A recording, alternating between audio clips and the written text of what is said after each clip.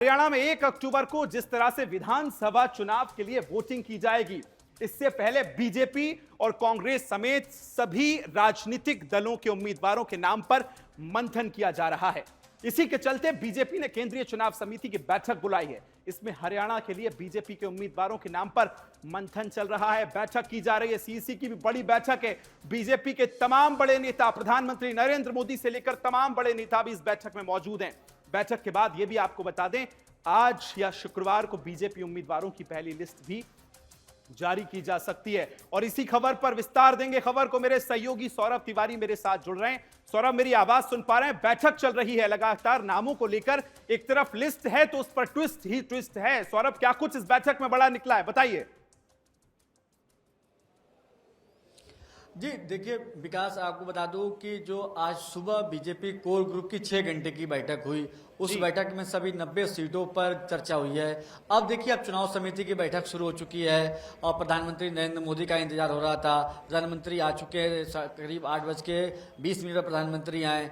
जो बीजेपी के अध्यक्ष हैं जगत प्रकाश नड्डा, अमित शाह, मुख्यमंत्री नायब सैनी, पूर्व मुख्यमंत्री केंद्र सरकार के मंत्री हैं खट्टर, धर्मेंद्र प्रधान, राव इंद्रजीत सिंह, अनिल विज, तमाम जो बड़े नेता हैं वो इस समय बैठक में मौजूद हैं। तो जाहिर सी बात है कि जिस तरह से भारतीय जनता पार्टी 10 साल से हरियाणा की सत्ता में काबिज है, हैट्रिक लगाने की कोशिश कर रही है, वहीं कांग्रेस पार्टी इस बार परिवर्तन की बात कर रही है।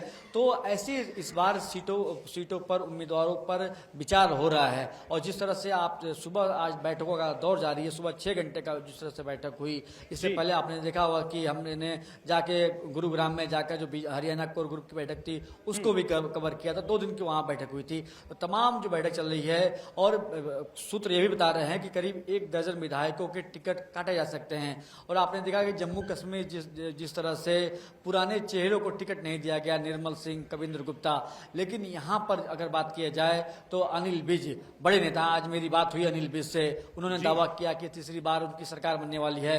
कैप्टन अभिमन्यु एक बड़ा नाम है, जाट चेहरा है, तो कहा जा रहा है कि एक बार फिर से उनको टिकट दिया जा सकता है। पिछली बार वो चुनाव हार गए थे। मोहनलाल बड़ूली जो प्रदेश अध्यक्ष हैं, राय से विधायक हैं, लोकसभा का चुनाव लड़ाया गया था सोनीपत से, वो चुनाव हार गए थे, लेकिन फिर से प्रदेश अध्यक्ष मोहनलाल बड़ूली को टिकट दिया जा सकता है। तो तमाम ऐसे, और मुख्यमंत्री जो नायब सिंह सैनी हैं वो करनाल से विधायक बने हैं, लेकिन इस बार उनका जो सीट है वो बदली जा सकती है और कुरुक्षेत्र के किसी विधानसभा से उनको लड़ाया जा सकता है। ब्रिजेश, बिल्कुल, मैं ये भी जानना चाहूंगा सौरभ आपसे कि बैठक में लगातार मंथन तो चल रहा है, लेकिन इस बार किस क्राइटेरिया को सबसे ज्यादा देखा जा रहा है, उनकी जो लोकप्रियता है उसको? क्योंकि एक तरफ हम देखें तो जेजेपी और जो चंद्रशेखर आजाद है उनकी पार्टी का गठबंधन भी हुआ है। ऐसे में जाट और दलित वोटर्स एक तरफ जाने की उम्मीद है। तो इन तमाम कयासों पे किस तरह से इस पर मंथन किया जा रहा है? क्या नामों को लेकर अभी तक स्ट्रेटेजी चली है? क्या कहते हैं आपके सूत्र?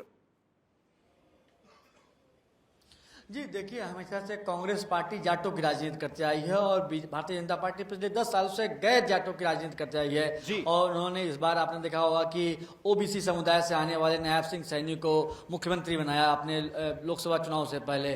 देखिए, खासतौर से अगर बात की जाए, पंजाबी की बात की जाए, गुर्जर की बात की जाए, ओबीसी की बात की जाए, जहाँ से जिस समुदाय से आते हैं नायब सिंह सैनी, और खासतौर से यादव की बात की जाए, जिस तरह से अहिरवाल जो बेल्ट है, और खासतौर से उनके बड़े नेता हैं राव इंद्रजीत सिंह, तो और 36 बिरादरों की बात की जाए तो बीजेपी उन पर अपना पकड़ मजबूत करना चाहती है।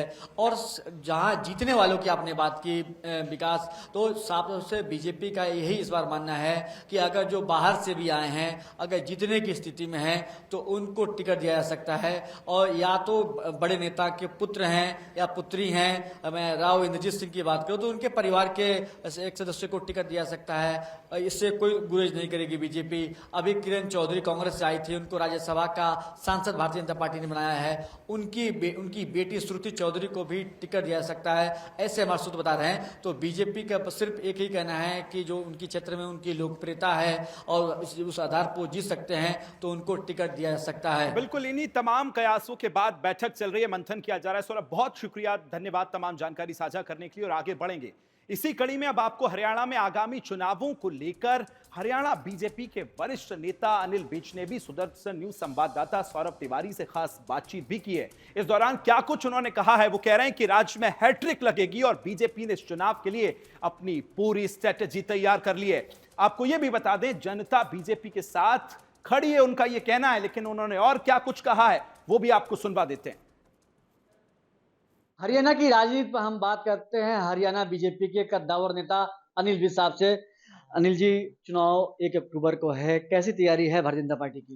ये भारतीय जनता पार्टी का कार्यक्रम बैरकों में नहीं जाता, हर वक्त फील्ड में रहता है, इसलिए हमें कोई विशेष तैयारी नहीं करनी पड़ती। हमारे कार्यकर्ता तैयार रहते हैं, हम पूरी तरह से तैयार हैं चुनाव लड़ने के लिए। और जिस तरह से कांग्रेस पार्टी कर रही है कि 10 साल में आप लोगों ने हरियाणा की जनता को ठगा है, इस पर क्या कहेंगे आप? बात ये है, वो पार्टी बोल रही है जिसके नेता के ऊपर भ्रष्टाचार का केस चल रहा है। चुनाव तक वो अंदर रहेंगे या बाहर जाएंगे अभी पता नहीं है, और वास्तव में उनको जनता को बताना चाहिए चुनाव शुरू होने से पहले कि उनके ऊपर क्या आरोप है और किस कारण से उनके ऊपर केस चल। जिस तरह से लोकसभा चुनाव की बात किया जाए, लोकसभा चुनाव में 5-5 सीटें आप लोगों ने बांट लिया है, प्रदर्शन कर सकते हैं। विधानसभा चुनाव में क्या देखते हैं आप? विधानसभा चुनाव में भारतीय जनता पार्टी डंके की चोट पर सरकार बनाएगी तीसरी बार हरियाणा में। लेकिन जो राजनीतिक पंडित दावा कर रहे हैं कि इस बार सत्ता विरोधी लहर चल रही है, इस पर क्या कहेंगे आप? कौन सी सत्ता विरोधी लहर है? हम तो जमीन पर बैठ के राजनीति करते हैं, हमारे से ज्यादा किसको पता? सारा दिन हम कोई बंद कमरों की राजनीति तो करते नहीं है। अगर हवा जो चलती है वो हमारे से छू के जाती है, और वो छू के हमें पता लगता है कि वो हवा भारतीय जनता पार्टी के पक्ष में चल रही है। धन्यवाद सुदर्शन न्यूज से बात करने के लिए। तो ये थे हरियाणा बीजेपी के कद्दावर नेता अनिल विज साहब, जिनका दावा है कि इस बार हरियाणा में हैट्रिक लगेगी। सौरभ तिवारी, सुदर्शन न्यूज, दिल्ली।